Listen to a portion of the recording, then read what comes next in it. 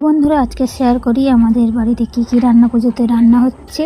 দেখো, উনান অলরেডি ধরিয়ে দিয়েছে। উনান না, সরি, গ্যাস। আমাদের সমস্ত দিনই গ্যাসেই হয়। আর এখানে ডাল চচ্চড়ি হচ্ছে, এটা ছোলা কচু কেটে রাখা হয়েছে, এটা কাঁকরোল, এটা আলু, সমস্ত জিনিস ভাজার জন্য কেটে রাখা হয়েছে, এটা কাঁচকলা, এটা ঝিঙে, এটা উচ্ছে,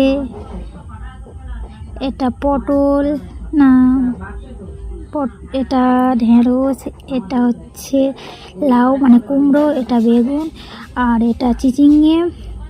আর এখানে পিঠে করা চলছে, নারকেলের পিঠে। আমাদের দু রকমের পিঠে হয়, পিঠে বলতে নারকেলের পিঠে আর কলার বড়া, দুটোই হয়। আর চলো, এই সমস্ত রকম সবজি কেটে রেখে দিয়েছি। আর এই চলো, এই আমাদের এখানে এই কলার বড়া, এটা হচ্ছে বাঁধাকপি, নারকেলটা, আর এই নারকেলটা ভাজা হবে, এইটা চাটনি হবে, চালতার চাটনি। আর এই কলার বড়া শুরু হয়ে গেছে, ওপরে পায়েস হচ্ছে, এটা ডাল চচ্চড়ি সবাই দেখে। চলো, কি মাছ আছে এবারে শেয়ার করি।